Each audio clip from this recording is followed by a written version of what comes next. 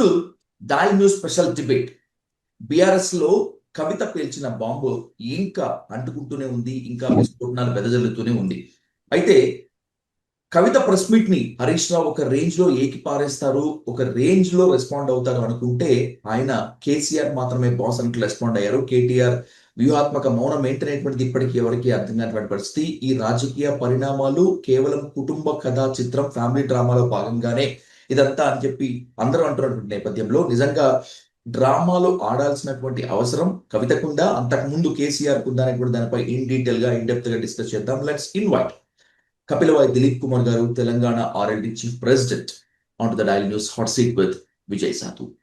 Sir నమస్కారం. Sir నమస్తే. నమస్తే, చెప్పండి సార్. హరీష్ రావు గారిని, కవిత గారిని, కేటీఆర్ గారిని, కేసీఆర్ గారిని, వీళ్ళందరినీ అత్యంత సన్నిహితంగా దగ్గరగా ఉండగా చూసినటువంటి వ్యక్తులు సార్ మీరు. వాళ్ళ రాజకీయ ట్రాక్ రికార్డ్ కూడా. ఇదంతా ఫ్యామిలీ డ్రామా అంటే ఒప్పుకుంటారా? ఫ్యామిలీ డ్రామా అని అనలేము, బట్ ఒరిజినల్ గా అయితే కవిత బయటకు వచ్చి ప్రెస్ మీట్ పెట్టక ముందు లాస్ట్ టైం 8 ఉత్తరాలు రాశాను, దయ్యాలున్నాయి డాడీ చుట్టూ, 9th లీక్ అయింది, ఎట్లా అయింది అని మాట్లాడినప్పటి వరకు కూడా మనకు ఇంత ఫ్యామిలీలో విభేదాలు ఉన్నట్టు మనకు తెలియదు. నేను ఎంత వాళ్ళని క్లోజ్గా అబ్జర్వ్ చేసినా కూడా వాళ్ళందరూ కూడా నలుగురు 4 స్తంభాల ఆట అని అనుకునేవాళ్ళం మనం. అంటే పవర్ సెంటర్స్గా ఆ రోజుల్లో హరీష్, ముందుగా కేటీఆర్, తర్వాత కవిత, తర్వాత హరీష్, సంతోష్. సరే, సంతోష్ ర్యాంకింగ్ 1 or 2 అది మీరు ఇచ్చుకోవాలి. బట్ ఈ కేసీఆర్ తర్వాత ఈ నలుగురు కూడా 4 స్తంభాలు ఆటే తప్ప ఎవరికి కూడా యాక్సెస్ లేదు ఈ పవర్ అనేటువంటి ఒక స్ట్రాంగ్ రూమర్ ఉండేది చాలా రోజుల వరకు. దానికి తగ్గట్టుగా ఆమె, అంటే ముందుగా మీకు హిస్టరీ కూడా ఏంటంటే, నేను virtually very close to KCR, మీరు అన్నట్టు చాలా క్లోజ్. అప్పుడు ఈ పిల్లలు లేరు. 2001 నుంచి పార్టీ మొదలు పెట్టినాక 2007 to 8 వరకు, దాదాపు సగం ఉద్యమం అయ్యేంత వరకు కూడా, మలిదశ ఉద్యమం అయ్యేంత వరకు కూడా కవిత కానీ కేటీఆర్ కానీ అమెరికాలో ఉన్నారు. 2007 ఆయన లేబర్ మినిస్ట్రీ నుంచి రాజీనామా చేస్తాడన్న 3 నెలలకు 2 నెలలకు వచ్చారు. అప్పటి నుంచి రెడీమేడ్గా ఈ ఉద్యమం ఉండింది. కుర్చీలు ఖాళీగా ఉన్నాయి. కేసీఆర్ ఏమండి కలవడు. వీళ్ళ ఇళ్లలో వచ్చిన వాళ్ళందరినీ కలవడానికి ఇటు కవితను అటు కేటీఆర్ దొరికేవాడు. సో వచ్చినవాడు ఊరికే పోకుండా వీళ్ళిద్దరిని కలిసి సాటిస్ఫై అయ్యేవాడు పార్టీ వాడు. ఆయన రేర్గా దొరికేవాడు కేసీఆర్. కాబట్టి వీళ్ళకు క్రమక్రమంగా పార్టీ మీద గ్రిప్ వచ్చింది. అప్పుడు కేటీఆర్ అండ్ కవిత కూడా అప్పటి నుంచి కూడా డిఫరెన్సెస్ ఉండేవని చెప్పడానికి చెప్తున్నారు. ఇదంతా వాళ్ళిద్దరు కూడా పాలిటిక్స్ లో ఎంటర్ అయ్యి ఎమ్మెల్యే సీట్లు అడిగారు కేసీఆర్. నాకున్న సాన్నిహిత్యం వల్ల నాకేం చెప్పాడంటే, ఈ ఇద్దరు సీట్లు అడుగుతున్నారు, ఇది మనకు ఉద్యమ పార్టీ కింద ఉంది కాబట్టి మనం బదనామం అవుతాం, ఇద్దరిలో ఒకళ్ళనే చూజ్ చేసుకోమని చెప్పాడు. నేను ఇద్దరికి చెప్పాను, ఇది కరెక్ట్ కాదు, మీరు కాంప్రమైజ్ కానీ. అప్పుడు ఈ అమ్మాయి నాకు వచ్చి ఏం చెప్పిందంటే, నేను అన్నయ్య మాట్లాడుకున్నాం, ఆయననే చేయని అంటే నేను విత్డ్రా అయిపోతున్నా అని చెప్పింది. అప్పుడు 2009లో అమ్మాయి కాంటెస్ట్ చేయలే. అట్లా అప్పటి నుంచి కూడా ఈ తేడాలు ఉన్నాయి కొంచెం. తర్వాత ఏమైంది, ఆయన సిరిసిల్లో కాంటెస్ట్ చేసి గెలిచాడు. ఆ తర్వాత గెలిచిన తర్వాత ఈ want to become general secretary again. మళ్ళీ కేసీఆర్ నన్ను పిలిచి ఏం చెప్పాడంటే, ఈయన అడుగుతున్నాడు జనరల్ సెక్రటరీ అని, మరి ఎవరెవరు వద్దంటారో ఏంటో తలకాయ నొప్పి, నువ్వు అందరినీ ఎగ్జిక్యూటివ్ కోటరీ మెంబర్స్ అని పిలిచి మాట్లాడన్నాడు. అప్పుడు అంటే ఈవెన్ కేటీఆర్ ఎంట్రీకి కూడా అప్పుడు కేసీఆర్ రెడీగా లేడు. ఇద్దరు ఏకకాలంలో రావడానికి రెడీ లేడు. ఈయన డైరెక్ట్ గా జనరల్ సెక్రటరీ రావడానికి కూడా రెడీ లేడు. అటువంటి సిచ్యువేషన్ ఉద్యమ పార్టీ అనే పేరు మీద. అప్పుడు ఈయన ఎంట్రీని విజయరామారావు గారు వ్యతిరేకించారు, జయశంకర్ గారు వ్యతిరేకించారు, తర్వాత చనిపోయిన విద్యాసాగర్ రావు వ్యతిరేకించారు. కొంతమంది వ్యతిరేకిస్తే కొంతమంది సరే అధిష్టానం అంటే హైకమాండ్ నిర్ణయం అయినప్పుడు ఎవరేం చేస్తారు, కేసీఆర్ లాంటి వాడే కొడుకు ఏదో ఇద్దాం అనుకుంటున్నప్పుడు నేను కన్విన్స్ చేయాలి అందరినీ. సార్ వినడు, ఆల్రెడీ నాకు చెప్పాడు, మనం తీసుకుందాం అతని జనరల్ సెక్రటరీ అంటే అప్పుడు జనరల్ సెక్రటరీ ఆడారు. వర్కింగ్ పాయింట్ చాలా తర్వాత కదా. సో జనరల్ సెక్రటరీ కావడానికి కూడా అంత ఇబ్బంది అయింది. ఇవి నేను హిస్టరీ చెప్తున్నాను. అంటే ఆ తర్వాత క్రమక్రమంగా పార్టీ మీద హోల్డ్ పెంచుకున్న సందర్భంలో మనం అనుకున్నాం ఈ నలుగురు కూడా ఈక్వల్ ఇంపార్టెన్స్ ఉందని. 2009 తర్వాత నేను కూడా దూరం అయిపోయాను. కానీ క్రమక్రమంగా అమ్మాయి ఏం చేసింది, జాగృతి పెట్టింది. జాగృతి సంస్థాగత నిర్మాణం ఏ రేంజ్లో చేసిందంటే టీఆర్ఎస్ సమానంగా ఉండింది అప్పట్లో. అప్పుడు ఆయన ఆమె శక్తిని చూసి, అరే ఈమెను మనం ఆపలేమనేటువంటి ఒక కంక్లూజన్కి వచ్చినాక ఎవరిని కూడా సంప్రదించకుండా ఆయన నిజామాబాద్ సిటీ చేయడానికి ఆ కంపల్షన్ క్రియేట్ చేయలేదు ఆ అమ్మాయి. తర్వాత బతుకమ్మల గురించి ఎంత పెద్ద హైప్ క్రియేట్ చేసిందో అసలు. బతుకమ్మలు మనం చూసాం కదా, ప్రభుత్వంలోకి వెళ్ళి రాగానే 20 crores 30 crores అఫీషియల్ కూడా అంతకుముందు నిర్వహించిన దానికి తగ్గట్టుగా వాళ్ళ అలాట్మెంట్ కూడా చేశారు బడ్జెట్. ఆ రేంజ్లో ఆమె తర్వాత ఆమె నిజామాబాద్ తప్పనిసరి పరిస్థితుల్లో ఆమెకు సీట్ ఇచ్చాడు. ఈమె శక్తి చూసి ఏ కారణం చేతనో గెలిచిన తర్వాత ఆమె రెండింటిని పక్కకు పెట్టింది. మళ్ళీ అంత దాన్ని పట్టించుకోలేదు. దానివల్ల నెక్స్ట్ టైం వచ్చేవరకల్లా ఆమె మన ప్రెస్ మీట్ లో అన్నది, నిజామాబాద్లో నన్ను ఓడించడానికి కూడా మన వాళ్ళే ప్రయత్నం చేశారని. ఏ కారణం చేతో గానీ ఇది జాగృతి పక్కకు పెట్టడం వలన, లేకపోతే బతుకమ్మలు వదిలేయడం వల్ల, ప్రజల దగ్గరికి పోకపోవడం వల్ల, లేదా వీళ్ళే ఇంటర్నల్ గా బీఆర్ఎస్ వాళ్ళు కొంతమంది కుట్రవ చేయడం వల్ల, అది ఎవరో ఆమె చెప్పాలి, ఆ దయ్యాలు ఎవరో దోషులు ఎవరో. సో అందువల్ల ఓడిపోయింది. ఓడిపోయిన తర్వాత మళ్ళీ ఆయన తీసుకొచ్చి ఆయనకి ఏమి లేదు, పుత్రికా వాచ్యం లేదనడానికి కూడా వీలు లేకుండా వాళ్ళు ఎమ్మెల్సీ చేశారు. సో మనకు కూడా డిఫరెన్స్ ఉన్నట్టుగా ఎప్పుడు కనపడలే. మొన్న ఆమె ప్రెస్ పెట్టి 8 ఉత్తరాలు రాశా, దొంగలు 9వ ఉత్తరం దయ్యాలు రిలీజ్ చేసేంత వరకు కూడా అసలు 8 ఉత్తరాలు రాసినట్టు ఏమన్నది లేదు.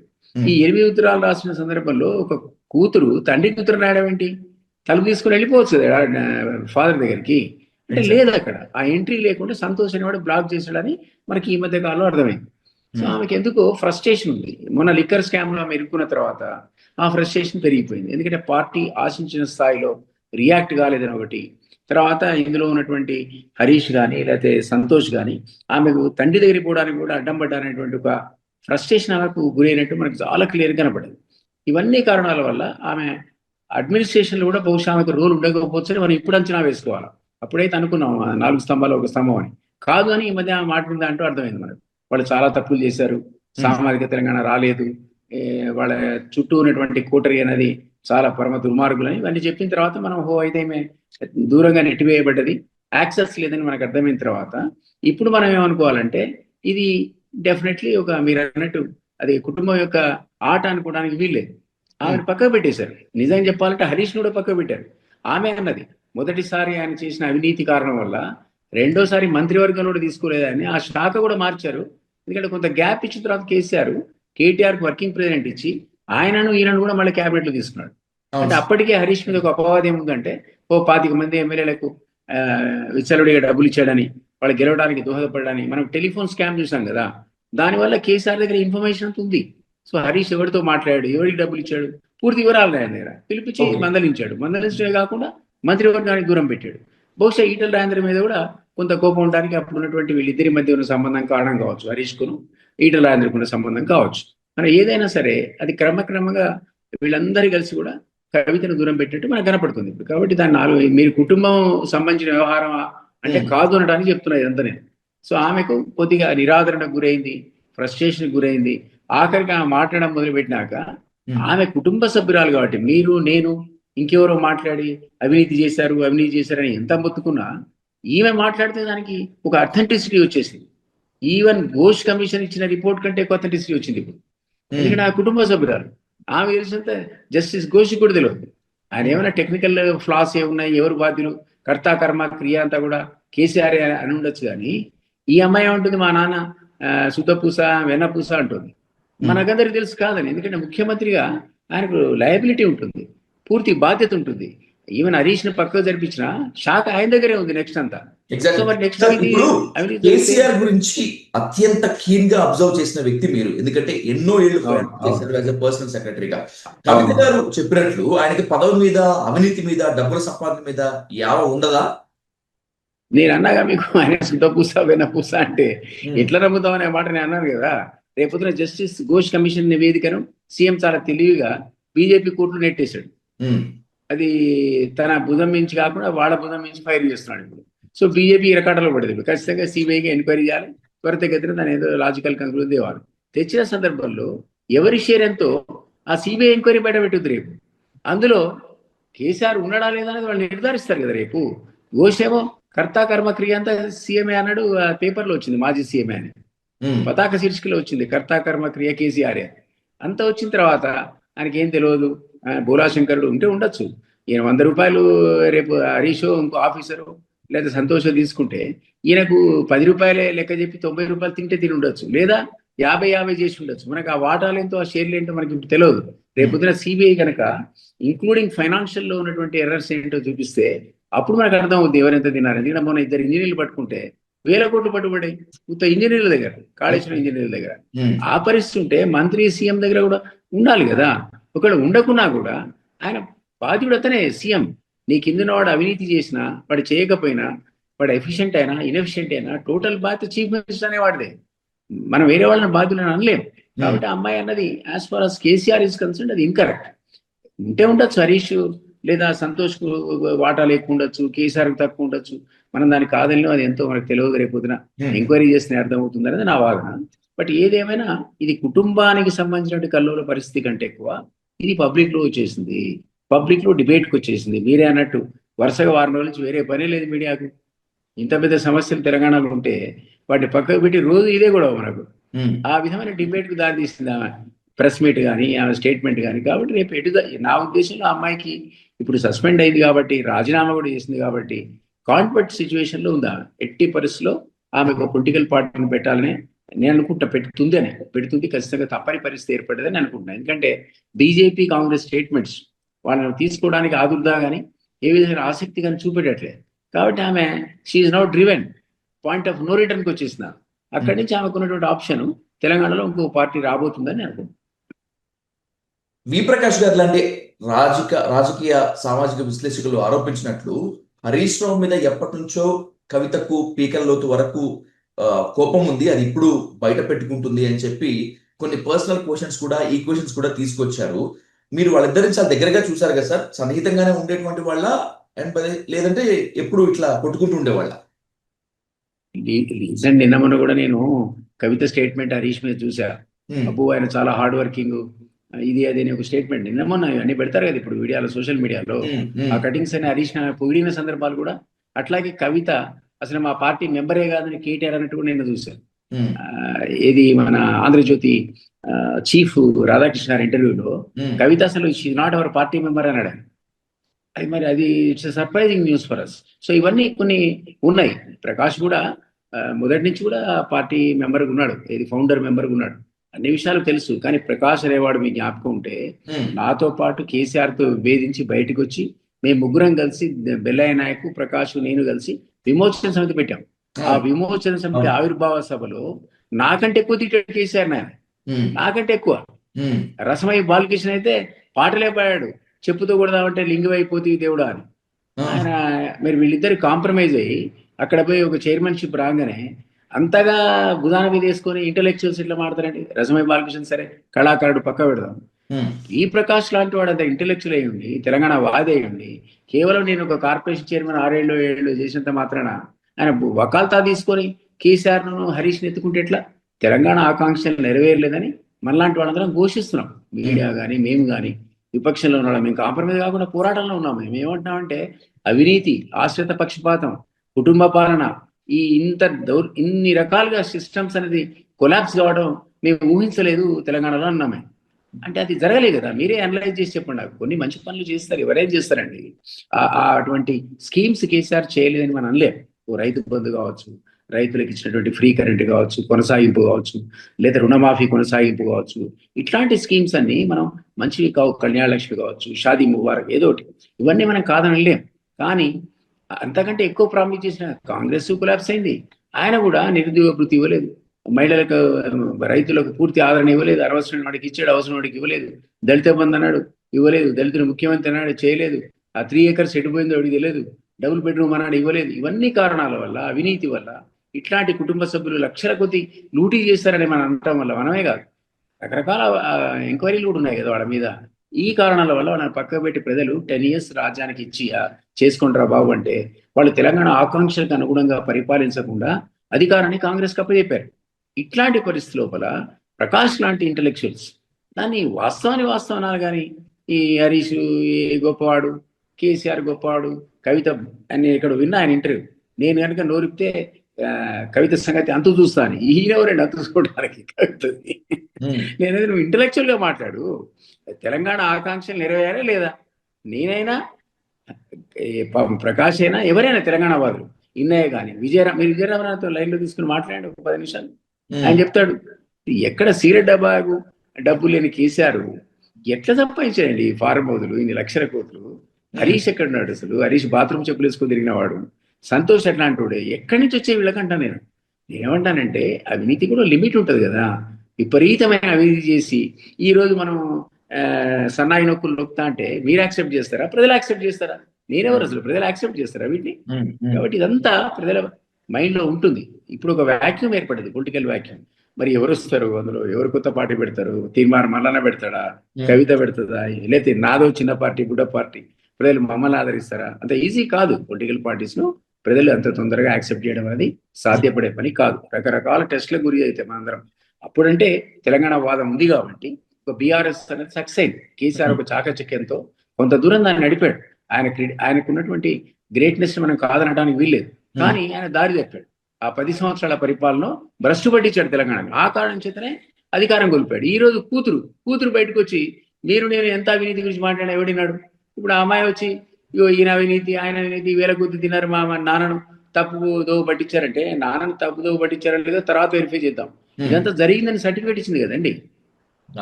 100% జరిగినట్టుగా ఆమె కంటే బెటర్ సర్టిఫికేట్ ఇచ్చేవాడు ఎవడు? ఆమెకు అథారిటీ కూడా ఉంది కదా, బీయింగ్ ఏ ఫ్యామిలీ మెంబర్ మీరు అన్నట్టు. సో అందువల్ల ఈ రోజు ఇది తీవ్రమైన చర్చకు దారితీసింది. దీని పరిణామాలు ఎట్లుంటాయో మనకు తెలియదు. ఇప్పుడు లేస్తుంది అనుకుంటున్న బీఆర్ఎస్, ఎందుకంటే కాంగ్రెస్ వైఫల్యం వల్ల కాస్త కూస్తో బీఆర్ఎస్ లేస్తుంది అనుకున్నాం. అట్లాంటి లేస్తున్న బీఆర్ఎస్ మీద ఒక్కసారి ఆమె అది నిప్పులు పోసిందంటారో లేకపోతే చాలా నీళ్లు గుమ్మరించిందంటారో కానీ ఈ రోజు అది ఒక్కసారి బీఆర్ఎస్ కు ఊహించని దెబ్బ తగిలింది. సార్ ఇప్పుడు చాలా మంది కూడా ఇదే మాట్లాడుతున్నారు, మీరు కూడా అదే పాయింట్ ఆఫ్ వ్యూ మాట్లాడుతున్నారు. కవిత ఎఫెక్ట్ ఖచ్చితంగా బీఆర్ఎస్ పై పడుతుంది అని చెప్పి. కానీ మీలాంటి తలపండిన రాజకీయ నేతలు, పొలిటికల్ పండితులు మాత్రము అంత ఏముండదు కవిత ఎఫెక్ట్, బీఆర్ఎస్ నుంచి వచ్చిన వాళ్ళు కూడా ఎవరు కూడా పెద్ద ఏమి మాట్లాడరు అంటున్నారు. నిజంగా ఉంటుందా కవిత ఎఫెక్ట్ అసలు బీఆర్ఎస్ పైన ఎస్పెషల్లీ?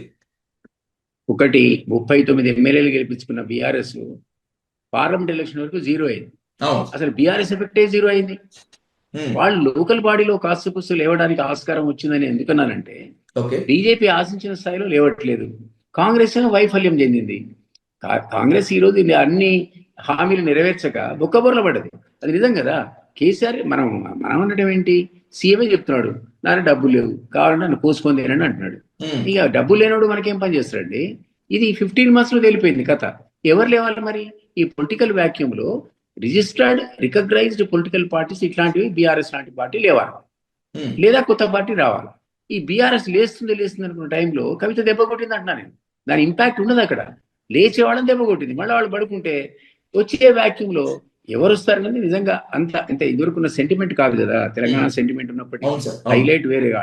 ఆ రోజుల్లో ప్రతి పార్టీలో ఉన్నవాడు కాంగ్రెస్ కానీ బీజేపీ కానీ టీడీపీ కానీ తెలంగాణ అనకపోతే చెప్పులు ఇసేసారండి మంత్రుల మీద, ఎమ్మెల్యేల మీద, ఎంపీల మీద.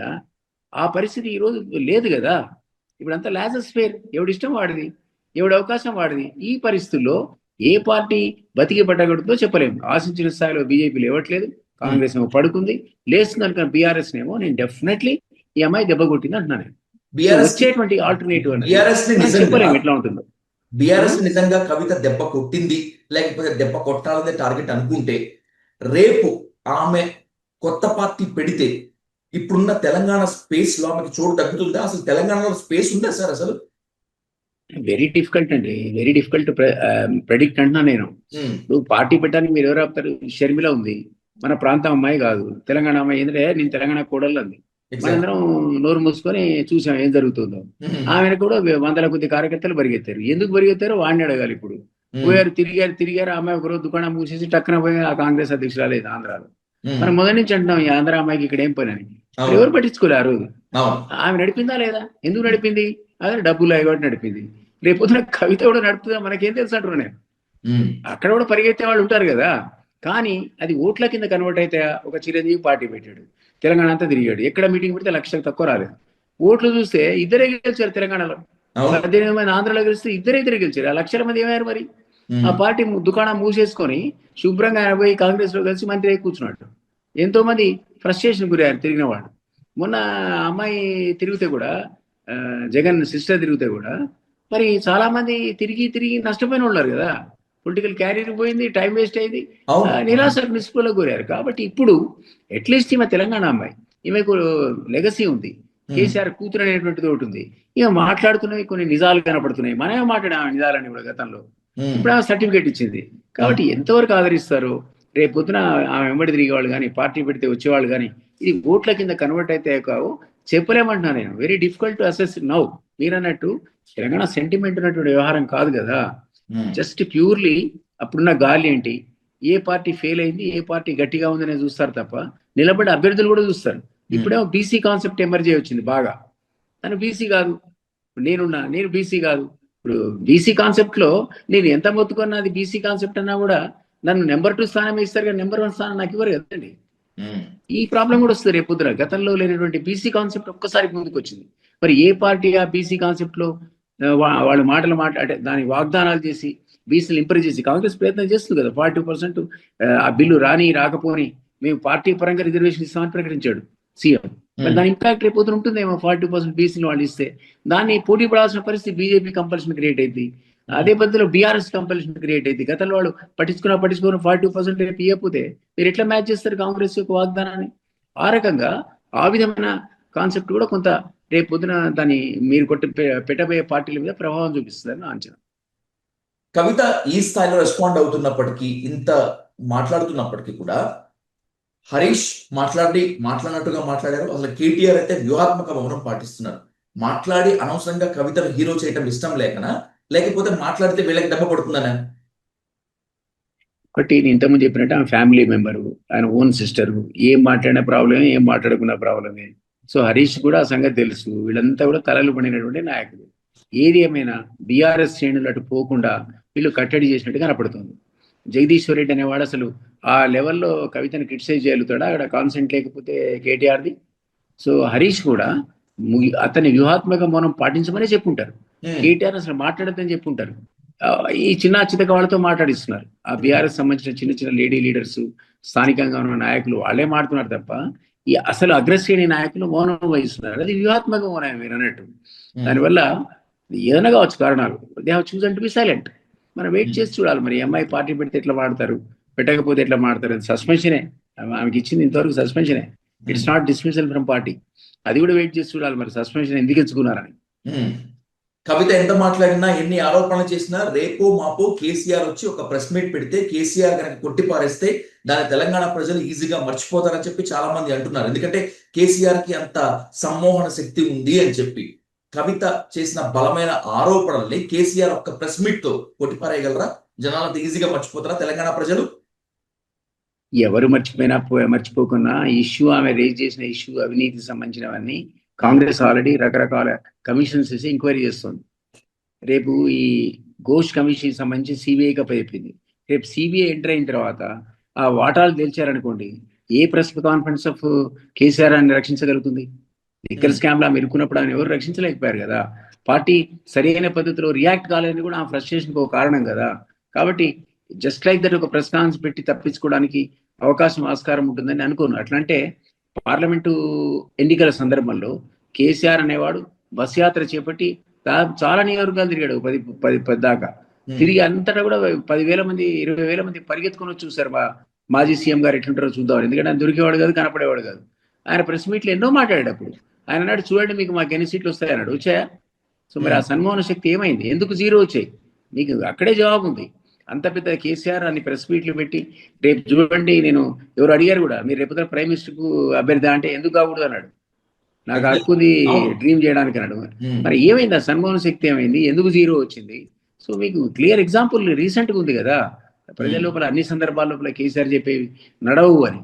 కాబట్టి అక్కడి నుంచి ఆయన కోలుకున్నాడా లేదా అనేది ఒక క్వశ్చన్. కాళేశ్వరం నివేదిక తర్వాత ఇంకా కాస్త ఆ పార్టీ పలసపడ్డది కదా. సో మరి దాని మీద ఆయన ఏం మాడతాడో డెఫినెట్లీ మీరు అన్నట్టు ఇది ఎక్స్ట్రాడినరీ వ్యూహకర్త, అందులో అనుమానం లేదు. మీరు అన్నట్టు సన్మోహన శక్తి ఉన్నటువంటి నాయకుడే. ప్రెస్ మీట్ పెడితే నిజంగానే మనం వారం రోజులు డిబేట్ చేసుకోవాల్సిందే. ఇవన్నీ నేను కాదన్నాను, కానీ ఇవన్నీ కూడా చేశాడు మొన్న పార్లమెంట్ ఎన్నికల సందర్భంగా. అది ఫలించలేదు. సో రేపు ఇది కూడా ఫలిస్తుందో లేదో మనకు తెలియదు ఘోష్ గారి నివేదిక నేపథ్యంలో. Sir, the last and most important question. కాళేశ్వరంలో అవినీతిని, అవకతవకల్ని తేల్చెప్పని రాష్ట్ర ప్రభుత్వం మీరు అన్నట్లుగా రేవంత్ రెడ్డి చాలా తెలివిగా బీజేపీ కోర్టులోకి నెట్టాడు, సిబిఐకి పంపించారు. ఒకవేళ గనక కేంద్రం ఓకే చెప్పి, సిబిఐ గనక ఎంక్వైరీ ఓకే చెప్పి అంటే బీఆర్ఎస్ పని కథమైనా, బీఆర్ఎస్ బీజేపీలో విలీనం కాక తప్పదా? ఏ పార్టీని కూడా మీరు రైట్ ఆఫ్ చేయలేరండి. ఏ పార్టీని కూడా ఎప్పుడు రైట్ ఆఫ్ చేయలేరు. ఆ విధంగా మీరు రైట్ ఆఫ్ చేయాలంటే రేవంత్ రెడ్డి కూడా రైట్ ఆఫ్ చేయాలి. రేవంత్ రెడ్డి రెడీ పట్టుబడ్డాడు కదా. ఆ వీడియోలో చూసాం కదా. ఆఖరికి చంద్రబాబు వాయిస్ కూడా వినిపించారు కదా. దాన్ని ముట్టుకోవడానికి భయపడి వీళ్ళు పోలేదు. ఎందుకంటే టెలిగ్రాఫ్ చట్టానికి వ్యతిరేకం. మీ వాయిస్ అట్లా రికార్డ్ చేయడానికి ఆయన పర్మిషన్ లేకుండా వీలు కాదు. యూ కాంట్ రికార్డ్ జస్ట్ లేదు. ఎందుకంటే మీకు ఆర్టికల్ 21 ఆఫ్ ది కాన్స్టిట్యూషన్ ప్రకారం మీకు ప్రైవసీ ఉంది. మీ ఇంట్లోకి ఎవడో వచ్చి మీరు ఈ వాయిస్ రికార్డ్ చేసి బయటకు పోయి డిస్ప్లే చేశాడు అనుకోండి మీ పర్మిషన్ లేకుండా, ఈ లేబుల్ ఫర్ పనిష్మెంట్. మీరు పోలీస్ స్టేషన్లో కంప్లైంట్ చేయొచ్చు. కాబట్టి ఆయన వాయిస్ వినపడ్డా కూడా వాళ్ళు కేసు పెట్టలేకపోయారు, చంద్రబాబుని అరెస్ట్ చేయలేకపోయారు. అదే పద్ధతిలో రెడ్ హ్యాండెడ్ దొరికిన రేవంత్ రెడ్డి ఆయనకి అది సర్టిఫికేట్ అయి కూర్చుంది కదా. ఆయన జైలుకి పోయి వచ్చినందుకు ముఖ్యమంత్రి అయ్యాడు కదా. ఆయన అన్నాడు కూడా, కేటీఆర్ కూడా ముఖ్యమంత్రి ఏదా అనుకుంటాడు, పాపం ఆ కవిత ముందే జైలుకి వచ్చింది, మరి ఆమె సీనియర్ కదా, ఆమె ముందు కావాలి కదా సీఎం అని కూడా జోక్ చేశాడు ఆయన ప్రెస్ కాన్ఫరెన్స్ లో. కాబట్టి ఇట్స్ వెరీ వెరీ డిఫికల్ట్. ఏది ఏమవుతుంది ఎప్పుడవుతుంది అనేది, పబ్లిక్ పల్స్ ఎట్లా మారుతుంది, ఆ టైంకు వేవ్ ఎట్లా వస్తుంది అనేది చెప్పలేము. నిజంగా అరెస్ట్ అయితే ఏమీ కాకపోవచ్చు. ఆ మాటకు వస్తే కవిత అరెస్ట్ అయితే తెలంగాణ అగ్నిగూళం అవుతుందన్నారు వాళ్ళ నాయకులు ఎవరు. మరి అగ్నిగూళం కాలేదు, ఏ గూళం కాలేదు, పోయింది వచ్చింది కూడా 6 నెలల తర్వాత. అవునా కదా? ఇది ఇంపాక్ట్ ఉంటుందా లేదా అన్నది మనం చెప్పలేమంటున్నాను నేను. Very difficult. ఒక్కొక్క సందర్భంలో ప్రజలు ఒక్కొక్క రకంగా తీసుకుంటారు. మరి అదే అవినీతి ఆరోపణలతో ఇందిరాగాంధీని అరెస్ట్ చేస్తే మరి జనతాదళ్ పెట్టుకుంటే 2 years లో కొలాప్స్ అయింది వాళ్ళకి ఇంటర్నల్ రైవలీ వల్ల. ఆ తర్వాత ఎలక్షన్ పెడితే గతంలో కంటే ఎక్కువ సీట్లు వచ్చాయి ఇందిరాగాంధీకి. మరి ఏమైపోయినాయి మీద అలిగేషన్స్, ఆ కరప్షన్ ఛార్జెస్ ఏమైపోయినాయి, ఎమర్జెన్సీ ఏమైపోయింది, ప్రజలు మర్చిపోతారండి ఒక్కొక్క సందర్భంలో. అయితేమా అంటారు, కేసీఆర్ అవినీతి పడైనా అయితేమా అనుడు నాతో ఫోన్ చేసి, నేను విమోచన పెట్టిన సందర్భంలో మీడియాలో మాట్లాడుతుంటే, ఎందుకు సార్ ఆ కేసీఆర్ తిడతావు, నీ పని నువ్వు చేసుకోరాదన్న. అరే నీకేం తెలుసా ఆయన గురించి, రేపు పొద్దున మా ఇంటికి రా, నీకు బ్రేక్ఫాస్ట్ పెట్టి వివరాలు చెప్తా అంటే, ఏంది నువ్వు చెప్పేది, తాగుపోతాని చెప్తావా, తిరిగిపోతాని చెప్తావా, అవినీతి పడటం చెప్తావా అంటే, అవునన్నా నేను. అయితే పో, నీ పని నువ్వు చేసుకో, ఆయన పని ఆయన చేసుకుంటాడు అన్నాడు. పబ్లిక్ కామన్ మ్యాన్ పర్సెప్షన్ అది. నాయకుల యొక్క లోపాలు కొంతకాలమే ఒక చర్చకు పనికి వస్తాయి. ఒక్కొక్క సందర్భాల్లో అది పాజిటివ్ గా కన్వర్ట్ అవుతాయి. నేను 2 ఎగ్జాంపుల్ చెప్పాను మీకు. రేవంత్ రెడ్డి, ఒక ఇందిరాగాంధీ, ఎగ్జాంపుల్స్, క్లాసిక్ ఎగ్జాంపుల్స్. మరి వాళ్ళ లైఫ్ ఖతమైపోవాలా, రాజకీయ భవిష్యత్తు ఖతమైపోవాలా, కాలేదే. వాళ్ళు ఉజ్వలంగా ఎదిగారు. ఒకళ్ళు ప్రధానమంత్రి అయితే, ఒక ఆయన మరోసారి ప్రధానమంత్రి అయితే, ఇంకొకరు ముఖ్యమంత్రి అయ్యాడు. సో మీరు ఎట్లా చెప్పగలుగుతారు? యార్డ్స్టిక్ ఏంటి అసలు? నీతికి కానీ అవినీతికి కానీ ఏమైనా పాతకాలం? కేసీఆర్ చెప్పాడు, నేను ధర్మ సంస్థ నడుపుతున్నానా, నేనేం ధర్మ సంస్థ నడపట్లేదు, ఇదేమి మఠం కాదు, నేను ఫక్తు రాజకీయమే చేస్తా, నాది రాజకీయ పాట అన్నాడు. ఆ తర్వాత ఫక్తు రాజకీయం చేసి 2 సార్లు అధికారంలోకి వచ్చాడు. మరి పబ్లిక్ యాక్సెప్ట్ చేశారు ఆ స్టేట్మెంట్ ని. మాలాంటి వాళ్ళు యాక్సెప్ట్ చేయకపోవచ్చు. అరే ఇదేంటి ఉద్యమ ఆకాంక్షలకు వ్యతిరేకంగా పనిచేస్తున్నాడని అరిచి మొత్తుకున్నా అడిగినోడే లేడు. 2 times ఆయనకు బ్రహ్మాండమైన మెజారిటీ ఇచ్చి గెలిపించారు. ఇప్పుడు అందరికి వెళ్ళిపోయింది, పర్క్యులేట్ అయిపోయింది అదంతా. ఓ రకంగా రేవంత్ రెడ్డి కారణం కూడా. ఎందుకంటే బీజేపీ కొలాప్స్ అయింది బండి సంజయ్ తీస్తే, ఇంకొక కాంగ్రెస్ లేచింది అనూహ్యంగా. అందువల్ల ఆయన ముఖ్యమంత్రి అయ్యాడు. అయిన వాడు కాపాడుకున్నాడంటే తనంతట తాను చేతుల స్వయంకృత అపరాధంతో ఆయన బుబ్బర్లో ఒక్కబడిపోయాడు. ఇప్పుడు వచ్చే గ్యాప్ లో మీరు చెప్పలేరు, నేను చెప్పలేను, ఎవరు ఎమర్జ్ అవుతారు. Sir thank you so much. Valuable appreciation. Thank you much sir.